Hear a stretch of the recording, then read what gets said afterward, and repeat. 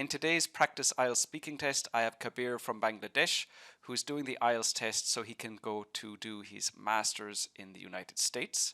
And what I want you to do is try to analyze his fluency, vocab, grammar, and pronunciation, and then compare the scores you thought he would get with the scores I give him in the feedback after the practice IELTS speaking test. My name is Lara Ryan. I've been an IELTS examiner. I've been an IELTS teacher at the British Council.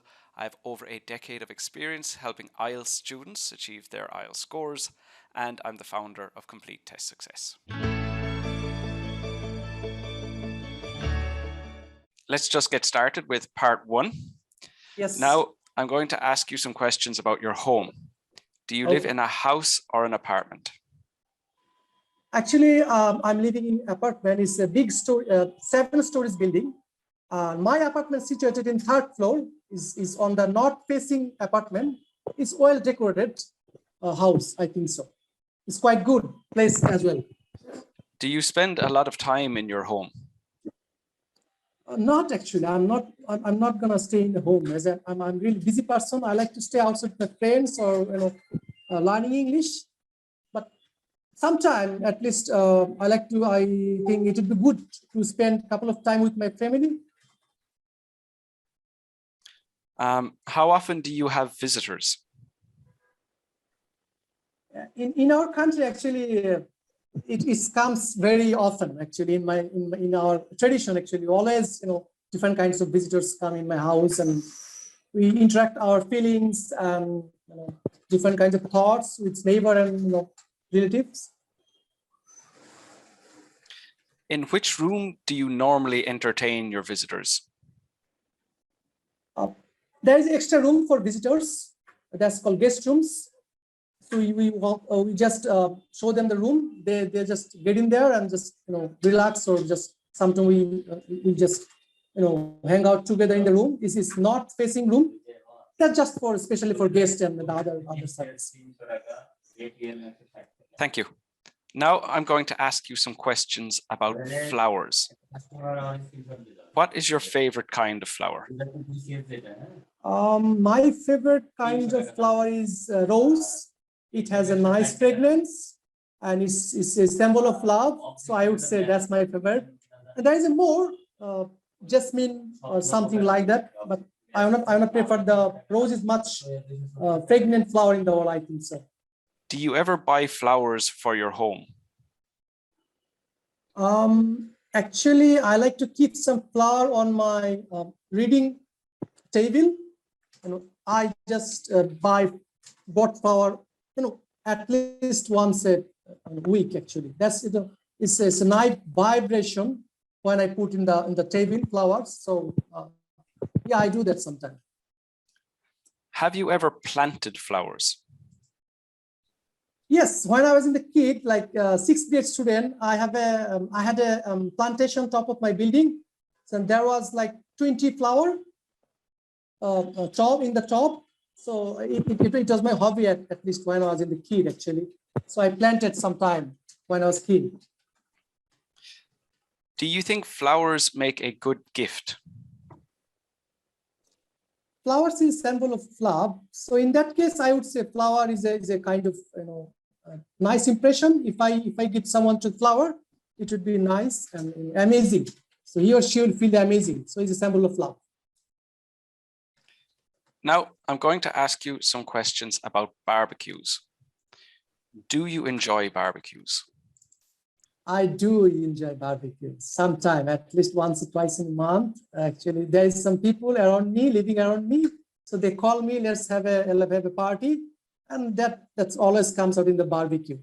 Barbecue just get together, burning the beef. So that's a nice get together sometime.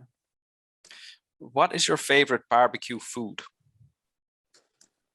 Chicken barbecue is my favorite food. I'm a little bit health conscious person, so I don't like to eat something fatty.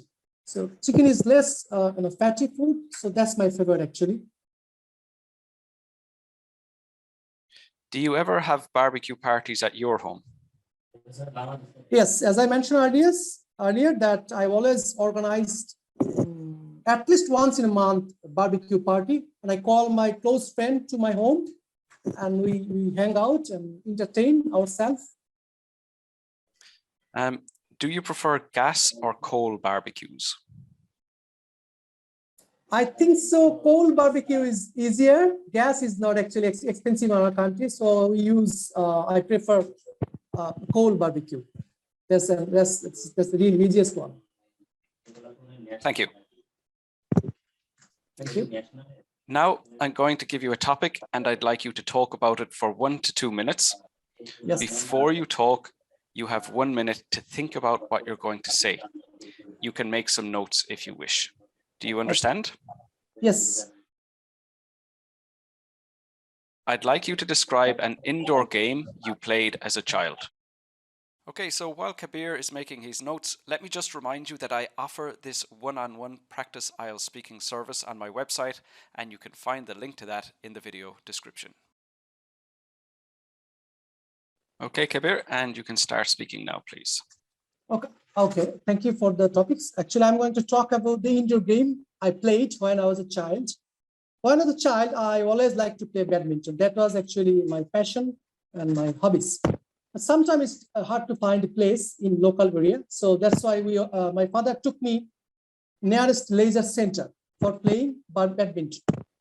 One day, my father asked me, let's go there and play. So we went together in the leisure center that's close to my house and start playing.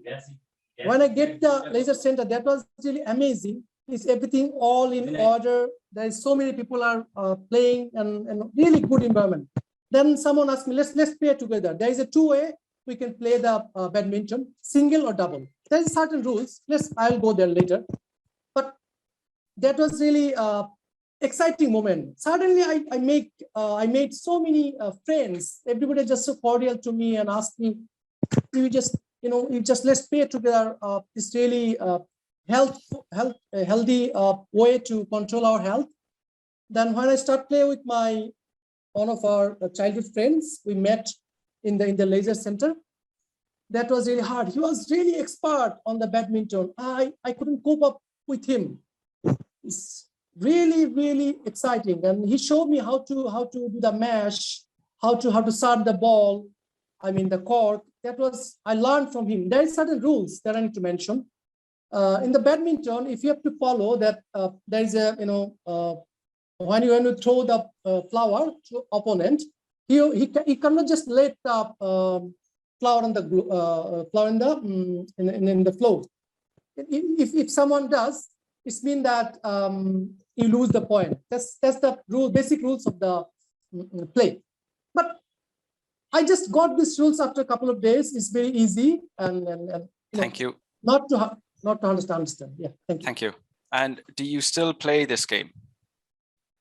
Yes. Right now I'm quite experienced on that game, as I mentioned earlier, badminton. So thank you very much. Okay, we've been talking about indoor games, and now I'd like to ask you more general questions related to this. First of all, let's discuss video games. Why do some parents discourage their children from playing video games? Yes, there is some bunch of reasons why parents are not allowing kids to play the video game, because they're just in our nowadays people, those are kids, they like to play video game all the time. So that will be really disturbing for concentration on the reading. I mean their own study. That's why parents are not allowing kids to play the video game. It's rather to go outside and play a little bit. That's how we can manage our health healthy. And nowadays, video games seem to be the most popular type of indoor game. Why do you think this has happened? Because lack of field in our, there is too much crowded area we are living. So lack of place that people like to stay inside and just start playing video game. They don't have anything else. And we are actually really addicted to it, actually, we could say that. Even I like to play video games sometimes. And why do you think playing video games can become an addiction for some people? Actually, people are like, like to stay in the whole house. We have nothing to do while just do video game and some different kinds of activity. Uh, you know, as I mentioned earlier, we don't have enough leisure activity in our society right now. So they just try to play something really easy. So video game is very easy to find, like mobile phone in the PC, and this is cheap and easy. And older generations tend not to be interested in playing video games. Why is that? Because older generation are really active in their field. They like to go outside and have chat with their friends and walk a little bit in the field. But now in the modern era, people don't like to go outside. They like to stay inside the home or just playing video game or sometimes watching movie. That's all. That's actually our lifestyle. And do you think virtual reality headsets will become more popular in the future? Virtual reality, actually, I don't know too much about this subject. I think so. There is a program launch from the Facebook that's called the Meta.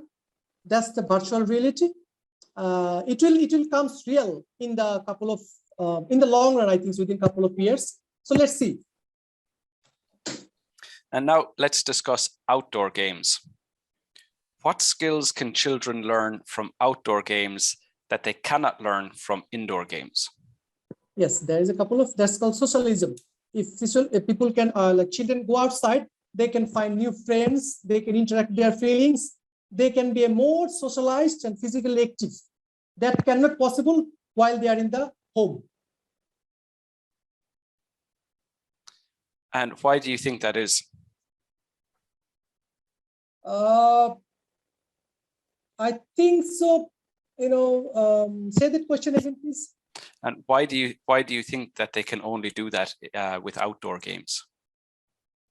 Outdoor game is really, really popular nowadays. Become popular, so they can go outside, interact their feelings. Sometimes they find the friends, meet new people, interact their feelings. That's how we can, do that. And are outdoor games nowadays similar or different to the games children played in the past? It's quite different now. Past, we just like to play cricket and football, but now we can do so many things like badminton, indoor, swimming, cycling, sometimes different kind of baseball. It wasn't available when we were in the past. And what outdoor games do adults in your country often play?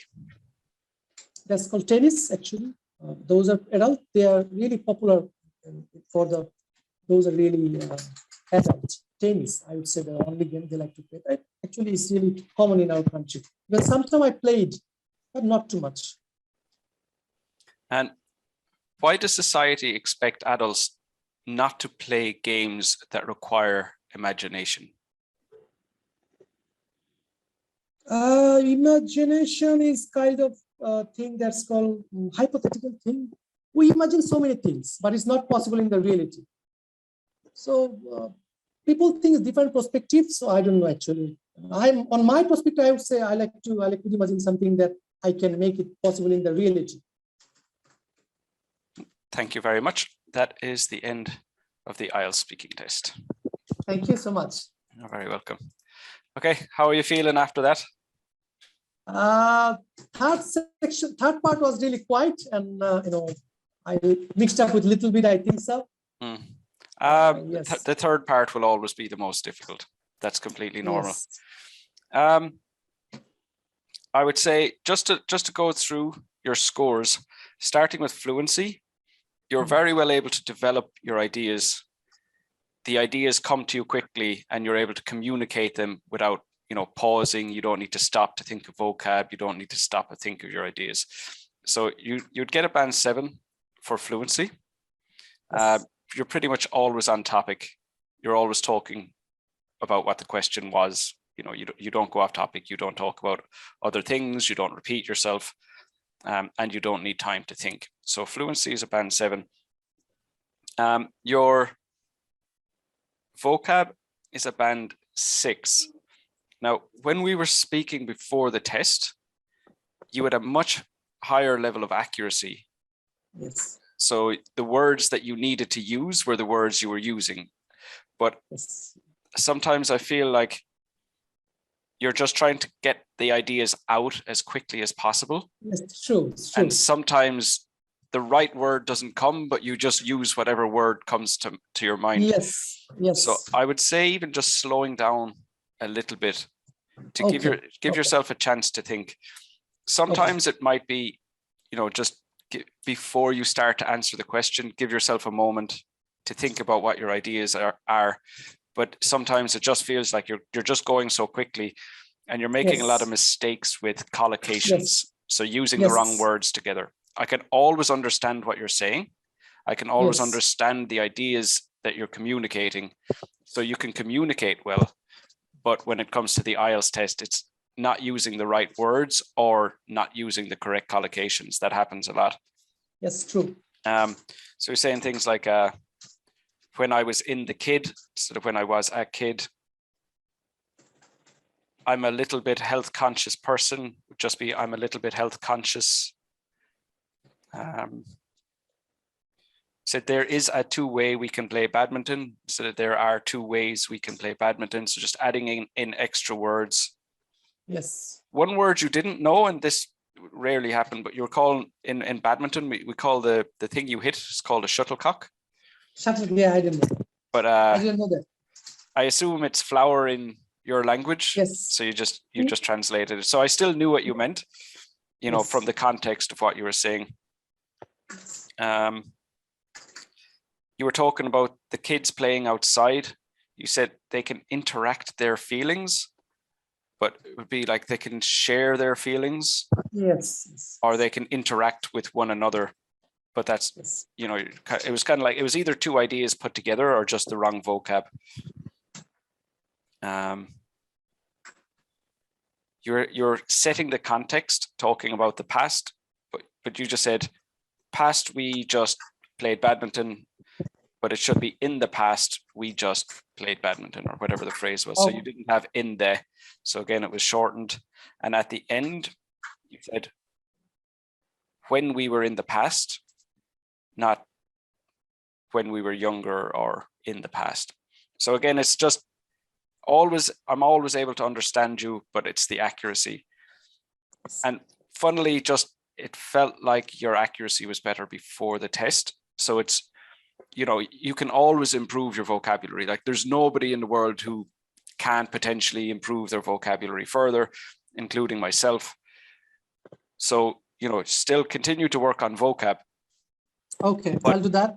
Your approach to answering the questions is bringing down your accuracy. So give yourself a little bit of time, and then don't approach the IELTS test in a way where, you're trying to use vocab that you think will get a good score. Just communicate the way you naturally communicate, because your accuracy was much better earlier on, as we said. I understand. So thank you for your suggestion. You're absolutely very welcome. No problem. Okay, so that's vocab band 6. Grammar. You just make quite a few grammar mistakes. Yes. So it's not about your approach. It's just you instinctively make these mistakes. Articles, it's very common. Plural mistakes. Yeah. And subject verb agreement. And tenses. Yes, I did mistake. So some mistakes throughout. And again, because those mistakes are so common, you're going to get a band 6 for grammar. Yes. I can give you some examples. So you said living in apartment instead of living in an apartment. There is extra room instead of there is an extra room. I like to keep some flour instead of flowers. You said 20 flour instead of 20 flowers. Yes, actually, I don't know how did I do this mistake? Actually, I just always make It's this because mistake. there's so much going on. I mean, you have to think about the vocab, you have to think of your ideas. You're in an exam situation. There's enough going on. So it's not necessarily that you don't know the grammar, but just when you're speaking that these mistakes happen. Yes. So I mentioned 4 areas that you can work on, but I would recommend that you just work on one at a time. Don't try to do everything at the same time. So just work on, let's say, work on articles first. When you improve your accuracy, work on plurals, and then, you know, just take them one at a time like that. You said I like to play badminton instead of liked when you were talking about when you're a kid, when you were younger. Yes. Exactly. I start to play with my friends. I think you said I started to play with my father, but should be started because again, it's in the past. Past, yes. Not allowed to play video game instead of games. They like to have chat instead of have a chat. So it's generally those mistakes. So accuracy is a problem with grammar. Yes. Now, for pronunciation, you're also getting a band 6. And I know, so that will give you an overall score of band 6, but you told me that you previously got a 6.5 in speaking. Yes. And your pronunciation is, you could get a band 7 for pronunciation with your current ability. Yes. But I don't know, did you get nervous or how you were feeling in the test? But before we start doing the practice test, you're very relaxed, very clear, very easy to understand. Yes. As soon as we started the test, you really started to exaggerate your intonation. So you start speaking and then your intonation, and then you start dun, dun, dun, dun, dun. So before that, your intonation was good. As soon as the test started, you just, you know, started to behave differently. Sure. Yes. Yeah. So that got your intonation going too exaggerated, but it was still very clear. But then as soon as you started in part 2, the speed at which you were speaking got much, much faster. Okay. And when you start speaking faster, at that point, there were times where I had to really, really focus to understand. It wasn't as easy. There were times that I didn't hear the word because it was too fast. And that continued into part 3 as well. And again, that's just about your approach. So it's not so much about your ability as it is about your performance in the actual IELTS test. So I don't know how you were in the previous test. You said you got a 6.5. Yes, I got 6.5. But I'm imagining you weren't speaking as quickly as you did in part 2 or part 3 of this. I'm a little bit excited, getting excited after the second part. That's how it's happened, actually. Yeah. So that's one thing, just to keep that in mind. And if you notice you're doing that, you know, if you did that for 1 or 2 questions or for 1 or 2 answers, that would be fine. But when it went across all part 2 and most of part 3, and that's why it had such a negative impact. So if you did it like in 1 answer and then you went, oh no, I'm speaking too quickly, and you just slow yourself down to your normal speed, that would prevent your score from coming down. So I am giving you a band 6 overall for this test, but I can easily see how you got a 6.5 in your previous test because you do have the fluency and you do have the pronunciation already. So for you, it has to be vocab and grammar would be your main areas to focus on. I'll do that. So if you need support improving your IELTS scores, I have a full IELTS speaking course. And again, you can use the link in the video description to find that. I look forward to speaking with you soon, and take care.